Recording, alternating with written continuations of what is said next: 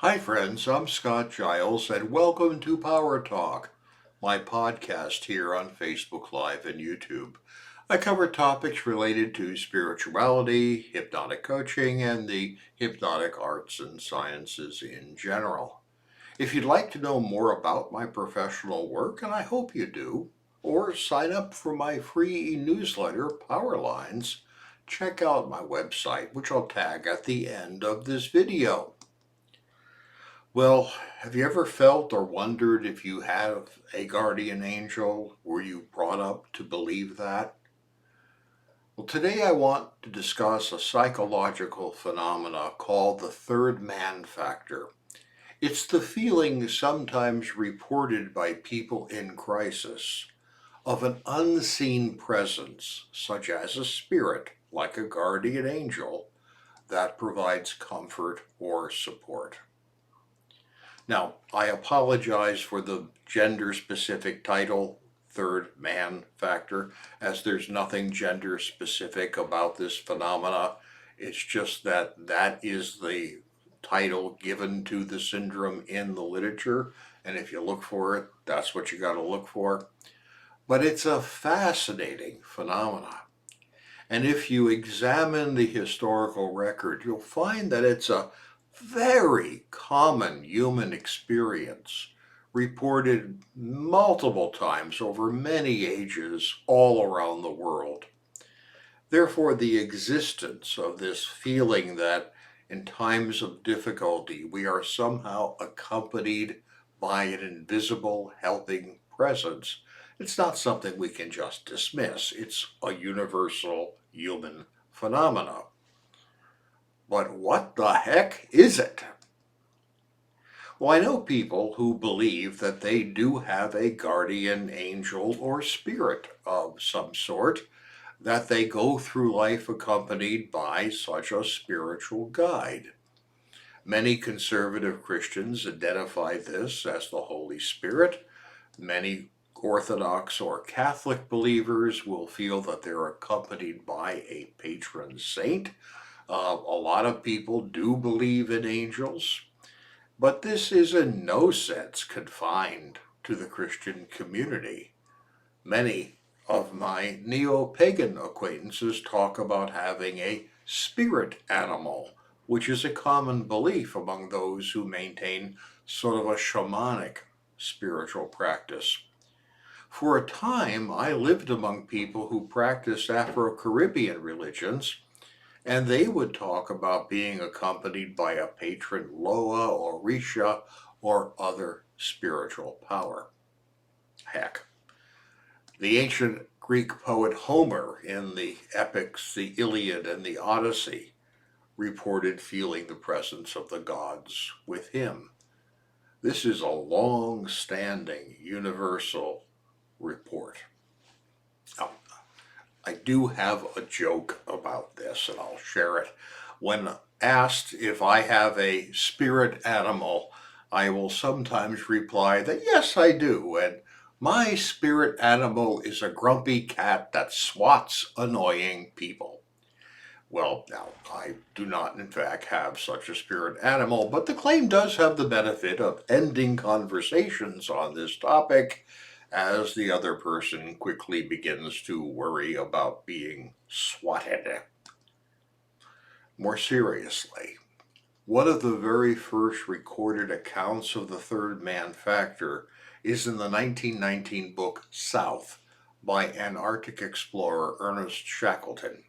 It was incorporated into his journal of an expedition in extremely harsh circumstances to the South Pole area of Georgia, Antarctica in 1914 through 1917. He wrote, during the long and racking march of 36 hours over the unnamed mountains and glaciers of South Georgia, it seemed to me often that we were four, not three. In this case, his imaginary helper was a fourth man factor, but the phenomena is essentially the same. There were three people in his party, but he kept feeling that there was a fourth who was a guide and could show them the way. T.S. Eliot would reference this entry by Shackleton in his famous 1922 poem, The Wasteland. Quote, "Who is the third who walks always beside you? When I count, there are only you and I together. But when I look ahead up the white road, there is always another one walking beside you, gliding wrapped in a brown mantle, hooded. I do not know whether a man or a woman, but who is that on the other side of you?" Unquote. So what is this phenomena? Well, certainly some will consider it to be exactly what spiritual leaders say, a spiritual presence that accompanies one, a patron saint or Loa or Jesus or spirit animal or ancestral spirit. For those of you who feel that way, I have no argument with you. I'm just personally reluctant to take this line myself because the nature of this other presence seems to vary so much. To some it's Jesus, to some it's a wolf, to some it's the Orisha Shango. If it were an actual spiritual intervention, presumably it would be the same intervention cross-culturally, and we'd all have the same sort of spiritual experience, but we do not. The presence of the hidden helper varies according to what the person believes, and that suggests to me it's a more personal phenomenon. And as a medical hypnotist, despite my religious background, my instincts are to subject this phenomena to something of a scientific analysis. Well, doing so, the first thing I note is that this is probably not a hallucination. That would be an easy way to dismiss it, but it doesn't have the characteristics of hallucination. Hallucinations are, by definition, a misfiring of response networks in the brain.